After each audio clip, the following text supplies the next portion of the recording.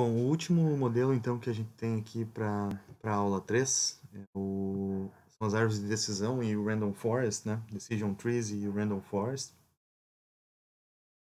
Eu vou começar pelo Decision Tree, já que o Random Forest é uma extensão, né, desse modelo. E aí na sequência eu falo sobre as Random Forests, como que elas são treinadas, modeladas, né? E por último eu vou falar rapidamente sobre um algoritmo mais simples que eu acabei deixando de lado aqui, né? Para classificação também. Então, as árvores de decisão, né? Qual que é a ideia de uma árvore de decisão, né? O objetivo é a gente construir uma estrutura no formato de uma árvore, né? Aonde cada nó da árvore é feita uma decisão, é feita feita uma comparação, né? E vai percorrendo essa árvore, né? Cada nó aqui, né? Fazendo essas comparações. Então, de tal forma que quando a gente chegar nos nós folha aqui, né? No final da árvore, a gente vai ter um resultado de classificação para uma dada para um dado exemplo que a gente queira classificar. Por exemplo, né, se a gente tivesse uma imagem aqui, né, poderia construir uma árvore de decisão para classificar se isso aqui é uma imagem indoor ou outdoor, né? E poderia ter comparações do tipo, se a parte de cima for azul da imagem, né? Se a parte de baixo também for azul, eventualmente fazendo comparações desse tipo aqui, né, com características, atributos que estão presentes na imagem, poderia apontar que é uma imagem outdoor, né? Caso contrário, se não tem nenhuma característica azul, né, que poderia ser um indicativo do céu ali, por exemplo, é, ou outras comparações, enfim, outros atributos que eu posso extrair dessa imagem, eu posso concluir então que é uma imagem, se trata de um ambiente indoor, né? Então a ideia é construir esse tipo de comparação para que a gente possa, por meio dessas comparações aqui, né, fazer uma classificação. Em geral, então, a gente tem os nós, o nó raiz, né, onde a gente insere as nossas features aqui, né, quantas features a gente tiver, né, ou eventualmente a gente pode fazer comparações inicialmente só com uma feature, enfim. Cada caso é um caso, eu já vou mostrar alguns exemplos aqui de como que a árvore é construída, né, mas sempre parte de um nó raiz e chega num nó folha no final aqui, onde no nó folha vai dizer então pra gente qual que é o rótulo da classe, né. Os nós intermediários aqui são os nós de comparação, os splits, né, onde a gente vai separando os dados aqui, né, até chegar nos nós folha, né. Durante o treinamento, então, o que a gente vai ter são vários exemplos de uma classe, né, por exemplo, a vermelha, e vários exemplos de outra classe, por exemplo, a verde aqui, né. E a cada comparação que a gente faz, né, a gente vai fazendo divisões desse dataset, a gente vai segmentando ele, né, de tal maneira que para cada nível da árvore a gente tenha nos nós aqui cada vez mais exemplos de uma classe nos nós em detrimento aos exemplos da outra, né? Ou seja, cada vez mais a gente se aproxima a ter exemplos de uma única classe num nó folha, né? Ou majoritariamente uma classe nos nós folha, né? Então no final aqui, por exemplo, nesse nó eu vou ter majoritariamente exemplos da classe vermelha, aqui majoritariamente exemplos da classe verde, ou só a classe verde, por exemplo, né? E aqui só a classe vermelha ou majoritariamente a classe vermelha, né? Com isso, né, então com essas divisões, desde que essas divisões sejam adequadamente feitas, né, eu já vou mostrar como que a gente constrói essas divisões, né. No final, então, a gente vai ter essa distribuição. De tal maneira que quando eu tenho um exemplo de teste, né, eu vou pegando esse exemplo de teste aqui, fazendo essas comparações, né, fazendo essas splits aqui, que são comparações do tipo, basicamente if e else aqui, né, comparações, divisões aqui, esses splits, né. E aí eu chego no final aqui e vejo, bom, ele caiu no nó folha 7. No nó folha 7, durante o treinamento, eu tinha só classe vermelha. Então, possivelmente, esse cara aqui também é vermelho, né? Classe vermelha. Então, essa que é a ideia de uma árvore de decisão, né? Esse digamos, a visão geral, assim, da construção de uma árvore de decisão. O grande problema, né? Grande dificuldade é a definição desses splits que eu vou falar na sequência. Que, no fim das contas, consiste no treinamento desse modelo, né? Bom, aqui falando um pouquinho mais sobre a nomenclatura que a gente vai usar, tá? Então, no início aqui eu tenho um vetor de features, né? Um conjunto de vetores de features, um dataset de treinamento, né? Que é representado por esse vetor V, né? Então, o V aqui para nós é o nosso dataset, por exemplo, de treinamento, né? E no início, o que eu tenho aqui, então, é um histograma, uma distribuição de classes aqui, né? De exemplos por classe. Então, tenho 4 classes nesse exemplo aqui. Então, tem uma distribuição onde no início, se for balanceado o problema, né? Tiver o mesmo número de exemplos por classe para cada classe, né? Eu vou ter aqui, então, um histograma meio que uniforme aqui para todas as classes. E à medida que eu vou fazendo os splits, né? Então, eu vou ter sempre uma divisão de conjuntos. Então, sempre num nó qualquer, eu vou entrar com um conjunto S e vou dividir o split aqui num S, um conjunto de dados que vai para a direita, o right aqui, né? E um conjunto de dados que vai para a esquerda, tá? Então, eu vou usar bastante essa notação aqui ao longo das minhas definições. E à medida que a gente vai indo em profundidade na árvore, né? Eu vou tendo cada vez mais exemplos de uma classe, né? Ou algumas classes em detrimento às outras, né? Até que nos nossos folha, de fato, eu tenho então uma distribuição majoritária de uma classe em relação às demais. Então, eu tenho que fazer isso, né, nos nossos folhas, para que quando eu tenho um novo exemplo que eu queira classificar e ele cai aqui nesse nó, eu consiga olhar para esse nó e dizer assim, não, provavelmente ele é da classe vermelha. Porque se eu tiver esse tipo de divisão aqui, né, nos nós folha, então eu não estou, na verdade, não estou operando a árvore de decisão como eu quero, né? No fim das contas, ela não está classificando, segmentando nada, né?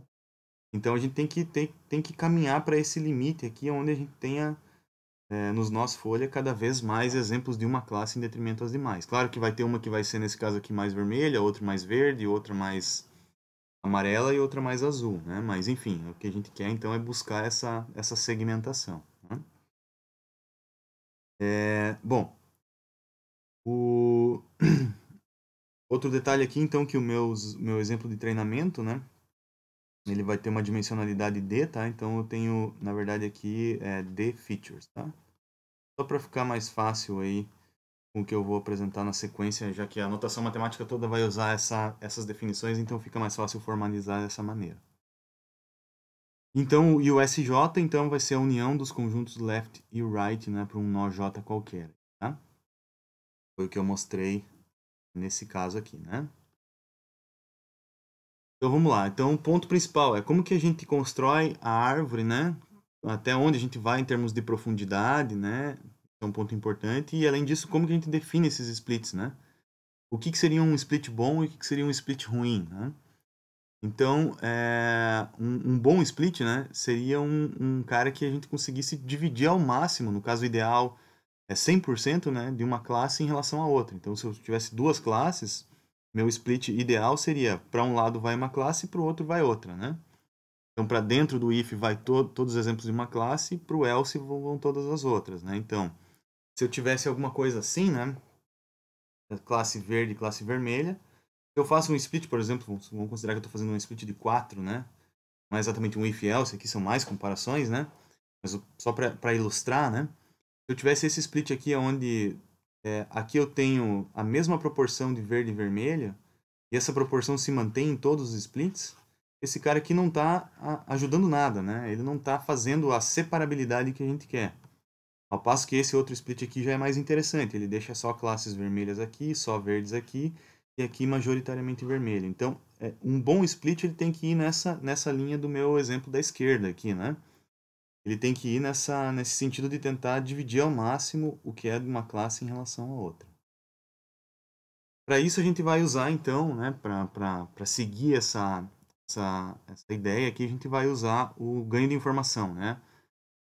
Ou a redução de entropia, né? Então, a gente vai usar o conceito aqui de information gain ou entropy reduction, né? Que são sinônimos aí para construir essa separação, esses splits, tá? Então, a gente vai, na verdade, crescendo a nossa árvore, né? Aumentando o número de nós em profundidade, à medida que a gente vai tendo, aplicando esse ganho de informação. Então, eu vou demonstrar ele matematicamente num exemplo aqui, daí depois eu mostro como é que é o processo de treinamento completo da árvore. Tá? Então, qual que é a ideia, né? Qual que é a definição do ganho de informação? Ele é baseado na entropia, numa medida de entropia, né? Então, ele é dado por essa equação aqui. Tá? Então, o ganho de informação de um nó J qualquer, né? Em função de um split que é feito left ou right, né? Isso aqui pode ser estendido para mais comparações, mas em geral a gente sempre vai ter comparações binárias, né? que vai ser um if e else, né? Então, metade dos dados vai para a esquerda, outra metade vai para a direita, ou parte dos dados, perdão, vai para a esquerda e outra parte vai para a direita, né?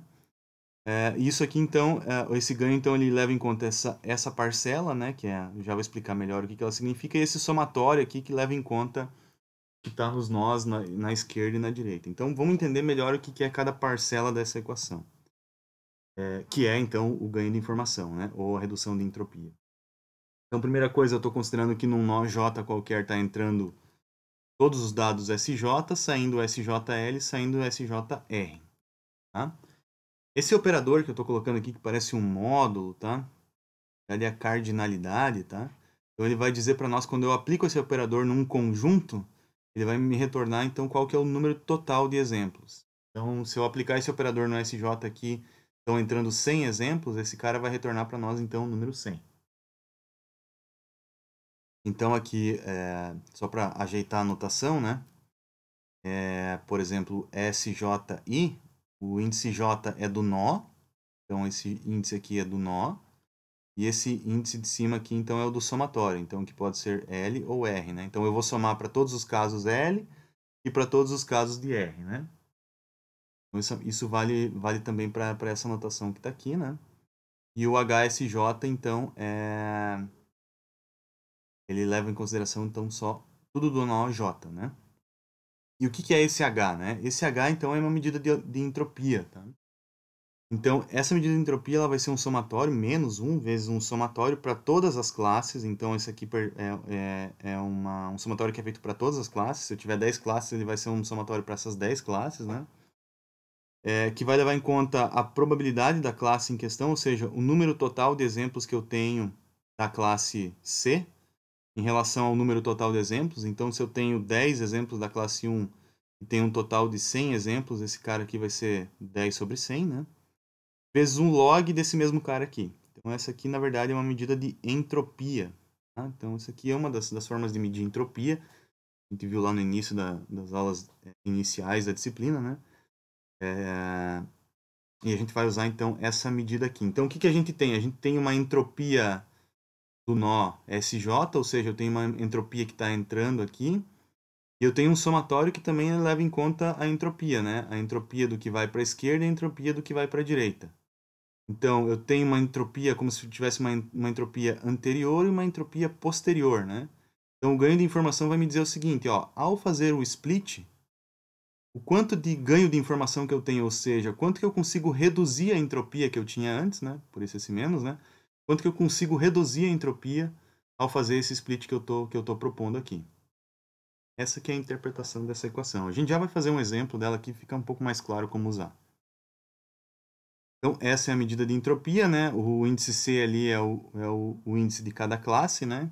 Então, se eu tiver duas classes, esse somatório vai ser para duas classes, 3 para 3 e assim sucessivamente. Então, vamos supor assim, que eu tenho um nó qualquer ali, né? Um conjunto S qualquer que contém 10 exemplos da classe 1 e 10 exemplos da classe 2. Qual que é a entropia desse cara, né? Quanto que vale o H de S?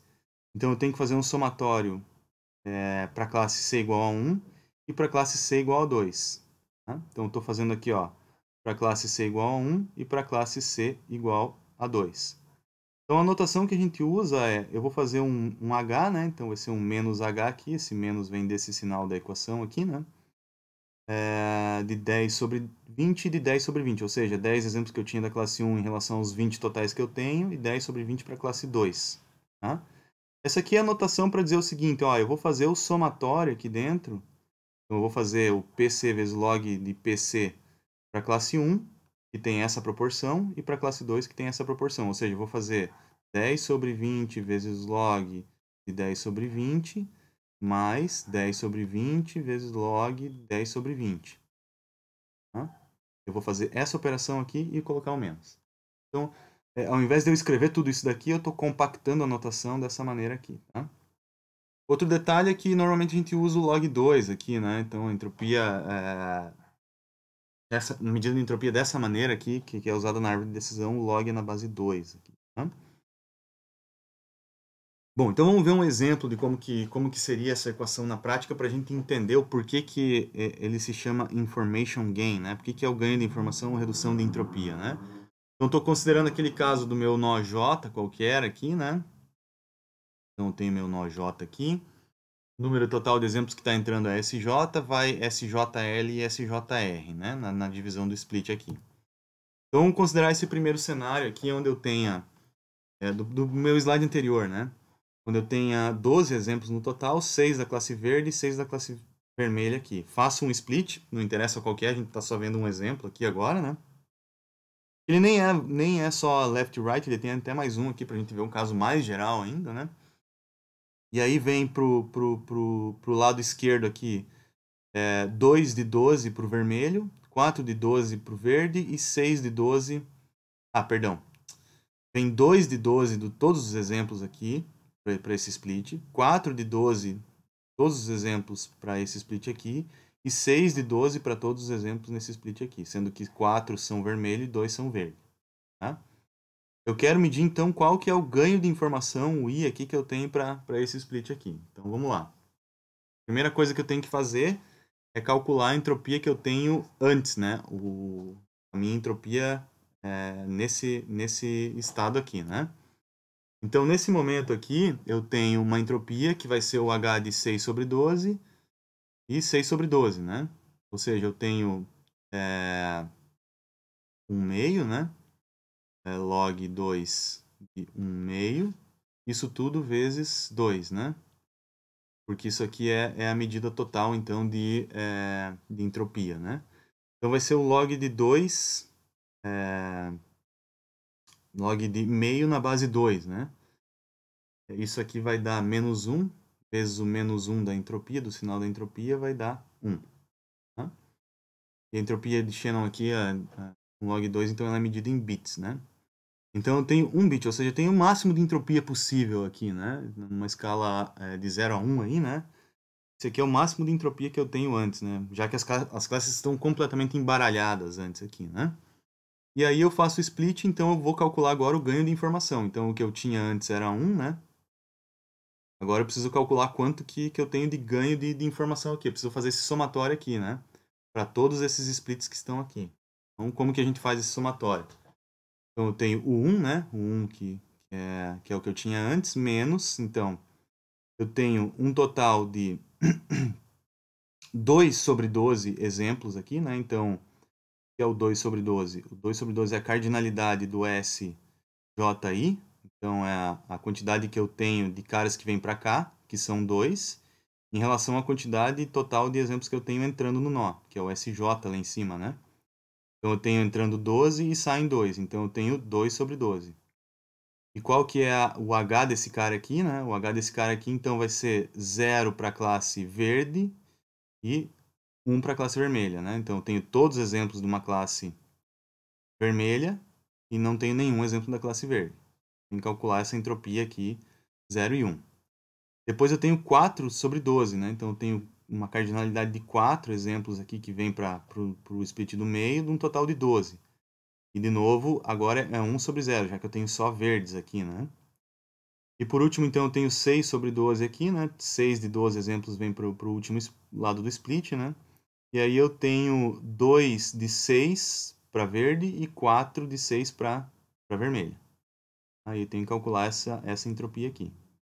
Se você fizer essa conta, né, é muito importante você pausar o vídeo e conferir isso aqui, né, calcular o H de 0,1, H de 1,0 e H de 2 sextos e 4 sextos aqui, né? Você vai ver que 1 menos toda essa quantidade aqui vai dar 0,541 bits. Então, esse aqui é o ganho de informação que eu tenho ao fazer esse split que eu estou propondo aqui. Tá? Se você fizer a mesma coisa com outro split como esse que está aqui, ó, você vai ver que o teu ganho de informação, né? De novo, pause o vídeo, confira o que eu estou colocando aqui, que estou acelerando, né? Pause o vídeo, confira essa conta aqui, você vai ver que o resultado final aqui, ele é 0 bits. Ou seja, você não teve nenhum ganho de informação. Tá? Então, a gente vai sempre buscar maximizar, quando a gente vai definir um split, né? A gente vai maximizar o split, o split que maximiza o ganho de informação, né? Vamos tentar buscar qual que é esse split, né? E aí, uma vez que a gente define quem é ele, a gente parte para o próximo nó da árvore. Tá? Essa que é a ideia da árvore de decisão. Tá? Bom, então como que a gente treina, né, uma árvore de decisão? No modelo mais simples, mais genérico possível, tá? A gente calcula inicialmente a entropia do dataset como um todo, né? Então, quanto que a gente tem de entropia, em geral, se o dataset for balanceado, a gente tem uma entropia unitária, né? Aí, para cada feature, a gente vai fazer o seguinte, a gente vai pegar, vamos supor que a gente tenha 10 features, né? A gente vai fazer isso para cada uma delas. A gente vai dividir o nosso espaço lá de features em grids lineares. Então, por exemplo, né? Se a gente tiver lá um problema de classificação binária, lá duas classes aqui, né? Então eu vou escolher uma dessas duas features aqui para começar. Vamos supor que eu comece com essa feature x1 aqui, né? Então eu vou dividir isso aqui em grids aqui, ó, em vários grids aqui, ó, né? Num distanciamento linear aqui, né? Ou existem outras formas também, baseado em histograma e tal, né? Mas vamos supor que seja linear, né? E aí para cada split desse aqui, ó, para cada divisão, eu vou calcular qual que é o ganho de informação ao fazer esse tipo de divisão aqui, ó. Então, esse cara aqui vai ter um ganho de informação, esse vai ter outro, esse vai ter outro, assim sucessivamente. Tá? Aí eu vou escolher aquele cara que tem o maior ganho de informação para cada uma das features. Ou seja, se eu estou com duas features aqui, eu tenho que fazer isso para x1, tenho que fazer isso para x2 também aqui, né? Então eu vou ter vários splits aqui para x2 que também vão dar um ganho de informação cada um deles aqui, né? Então no final eu vou ter vários ganhos de informação aqui em x1 e vários em x2. Eu vou escolher aquele com o maior ganho de informação.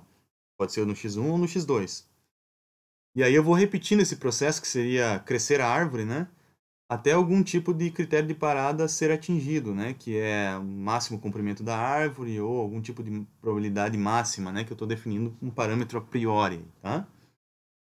Então essa que é a ideia da árvore de decisão. Essa que é o algoritmo da árvore de decisão. Tá? Existem outras várias abordagens aqui que nos deixam um algoritmo mais robusto, né? Ou eventualmente até um pouco mais complexo, né? Não necessariamente mais robusto.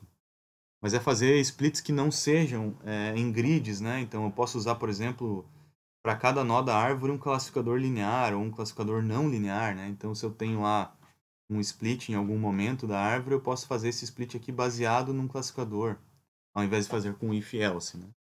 Em geral isso não é muito usual, a gente acaba usando mesmo comparações if-else, né?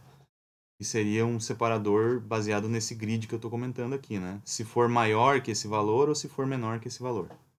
Então, por isso que esse grid, dessa maneira que eu estou mostrando aqui, né? Nas variáveis x1 e x2, esse cara aqui acaba sendo um grid do tipo if-else, né? E simplifica bastante a implementação, inclusive em sistemas embarcados, né? Desse tipo de solução. E aí na fase de teste, então a gente vai percorrendo a árvore, né, até chegar lá no nó folha e o nó folha vai dizer assim, ó, a probabilidade maior é de ter a classe verde, né, nesse nó aqui. Então possivelmente aquele exemplo que você está querendo classificar é a classe verde. Só ilustrando, né? Então lá no nó folha o que a gente vai ter? A gente vai ter um separador assim, né, para cada uma das classes, né? Verde, vermelha, enfim, né?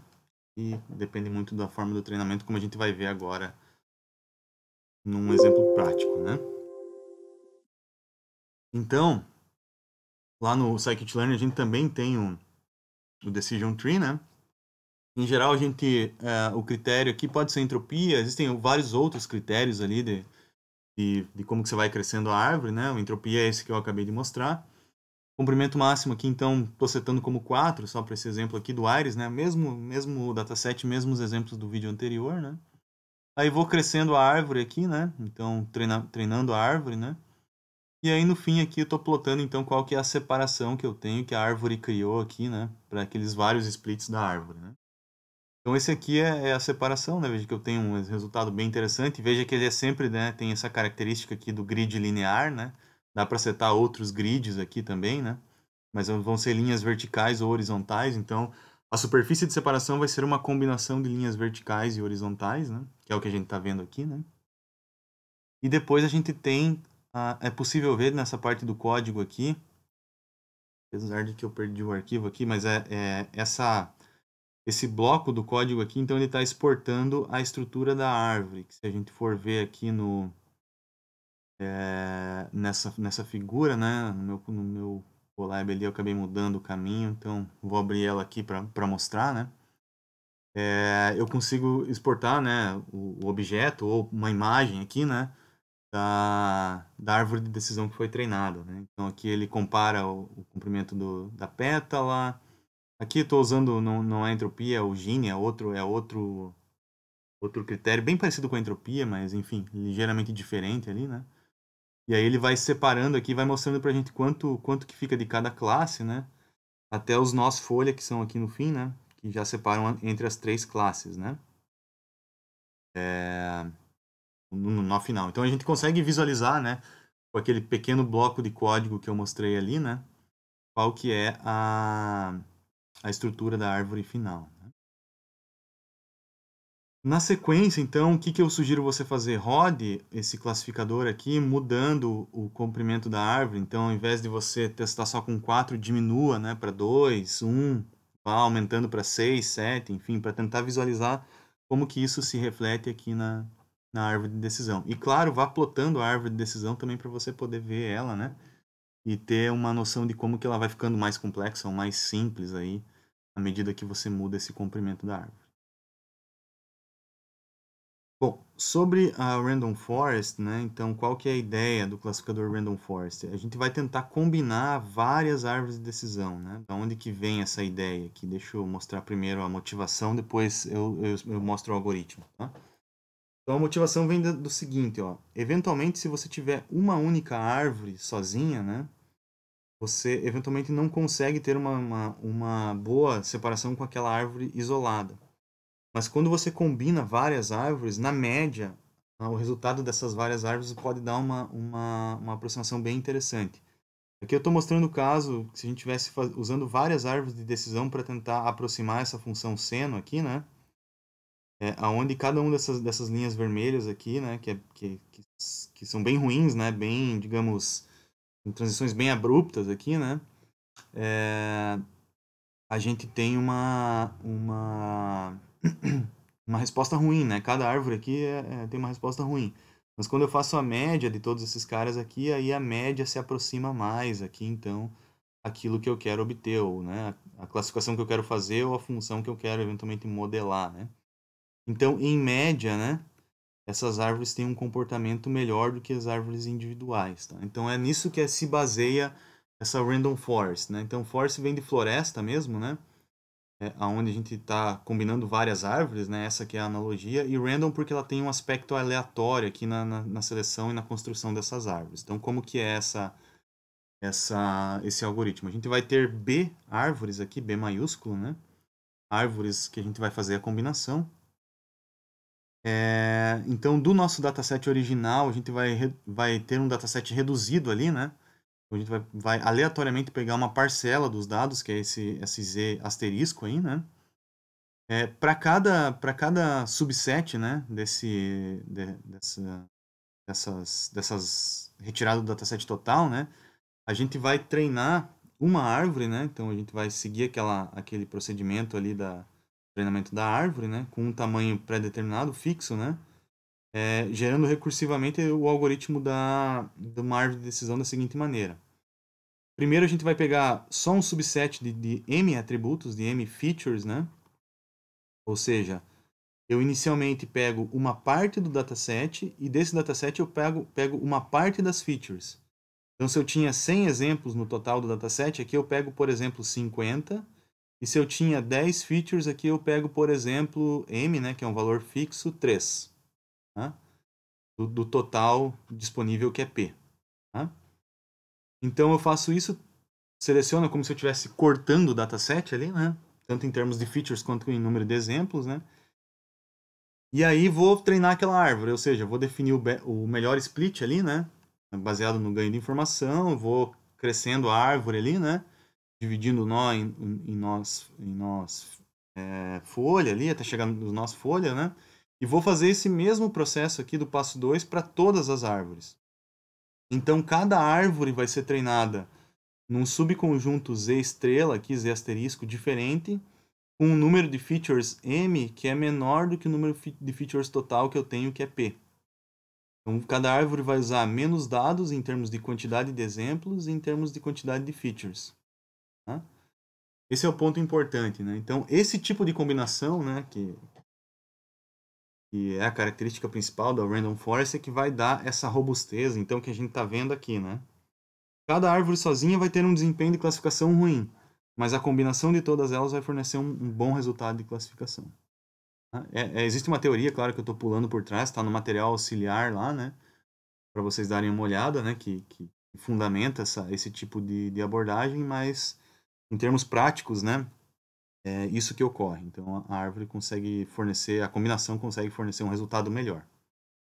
Né? Ele é tão melhor que, inclusive, esse tipo de algoritmo aqui ele é usado em soluções comerciais, como, por exemplo, o sistema de reconhecimento do Kinect, que é aquele videogame, né? Ele usa uma Random Forest para classificação de ações, né?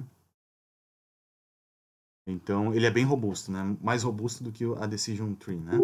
Então, se a gente for ver aqui na... Ah, por último, acabei esquecendo de comentar, né? Como que a gente faz a classificação final, né? Na fase de teste, né? Na fase de teste, a gente simplesmente faz uma média da resposta de cada uma das árvores, né? É a média aqui de todas as árvores que vai dar a resposta de classificação final. Em termos de código, aqui é bem simples, tá? Então, o Random Forest está disponível lá no Scikit, né? Então, treina basicamente da mesma maneira, só aumenta aqui o número de parâmetros, que é o número de árvores, né? Estou colocando 25 aqui, né? Esse NJobs aqui, depois eu vou comentar mais sobre esse cara aqui, tá? Então, aqui eu estou vendo então, o resultado, né, da combinação das várias árvores aqui, né? O comprimento máximo aqui tá no parâmetro padrão aqui do Scikit, né? Então, depois, o que eu sugiro você fazer aqui? Você dá uma brincada com o número de árvores, diminuir, aumentar, tentar mexer um pouquinho no parâmetro do comprimento máximo de cada árvore, né? Então, você vai ter que adicionar aqui, né, esse parâmetro. Então, dá uma brincada com isso que é interessante verificar a resposta, tá? Aqui, só para a gente ter uma interpretação um pouco mais direta aqui, tá? O número de árvores, né? Qual que é o impacto do número de árvores ali na classificação final, né? Quanto mais árvores a gente tem, né? Então, se a gente tem um limite de uma única árvore com um único split, né? A gente vai ter separações bem abruptas, né? Tem uma divisão, né? Como essa que está sendo mostrada aqui ou como essa que está sendo mostrada aqui, né? À medida que eu vou aumentando o número de árvores, né? Como a resposta é dada pela média, né? E a média de cada árvore individual, que não é exatamente uma resposta muito adequada, né? Então, se eu tenho, por exemplo, uma árvore só, eu tenho uma divisão bem abrupta, né?